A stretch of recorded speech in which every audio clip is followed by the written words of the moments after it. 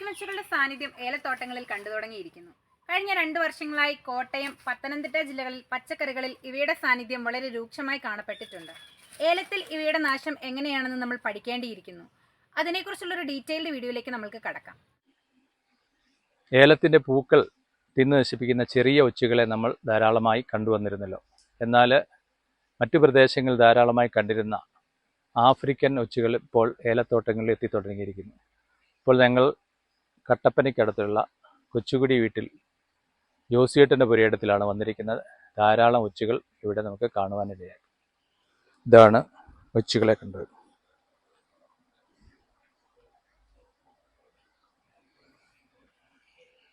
ഇവ വിളകൾ തിന്ന് നശിപ്പിക്കുന്നതോടൊപ്പം മനുഷ്യർക്ക് ദോഷകരമായി ഭവിക്കുന്ന മെനിഞ്ചിറ്റിസ് എന്ന മസ്തിഷ്ക ജ്വരം വ്യാപിക്കുന്നതിന് കാരണമാകുന്ന നിമാവരകളുടെ വാഹകരും കൂടാണ്. അതുകൊണ്ട് ഇവയെ നശിപ്പിക്കേണ്ടത് അത്യന്താപേക്ഷിതമാണ്. രാത്രിയിലിറങ്ങി പൂക്കൾ മൊത്തം തിന്നു ഇത്. ആ പൂ പോയി കഴിഞ്ഞാൽ പിന്നെ കായ ഉണ്ടാകുകയില്ല, അതെല്ലാം നഷ്ടപ്പെട്ടു പോകും. അതൊരുപാടെണ്ണം ഇറങ്ങിക്കഴിഞ്ഞാൽ മിക്കവാറും കിലോ കണക്കിന് തീർക്കും. പല രീതിയിലുള്ള നിവാരണ മാർഗങ്ങൾ നമ്മൾ അവലംബിക്കാറുണ്ട്. ചെറിയ തോട്ടങ്ങളിൽ ഒരു 25 ഗ്രാം പുകയില 1.5 ലിറ്റർ വെള്ളത്തിൽ തിളപ്പിച്ചിട്ട് 1 ലിറ്റർ ആക്കി വറ്റിക്കണം.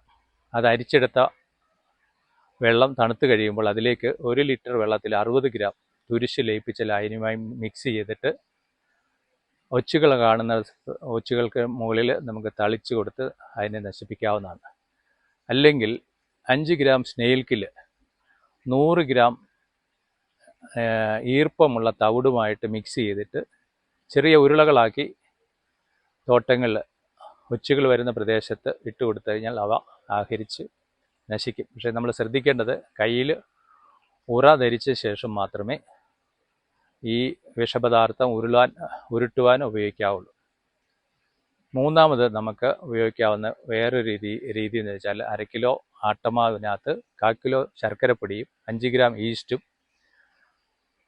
25 ഗ്രാം തുരിശും ചേർത്ത് 1 ലിറ്റർ വെള്ളത്തിൽ, 1 ലിറ്റർ വെള്ളം വേണമെന്നില്ല, അത് കുഴമ്പ് രൂപത്തിൽ ആകത്തക്ക രീതിയിൽ വെള്ളം നേർപ്പിച്ചിട്ട് അത് ചണച്ചാക്കിനകത്ത് തേച്ച് പുരട്ടി ഒച്ചു വരുന്ന പ്രദേശത്ത് വെക്കുകയാണെങ്കിൽ ഒച്ചുകളെ ആകർഷിക്കുകയും അത് ചണച്ചാക്കിനെ കടിക്കുമ്പോൾ അത് ചാകുവാനും ഇടയാകും.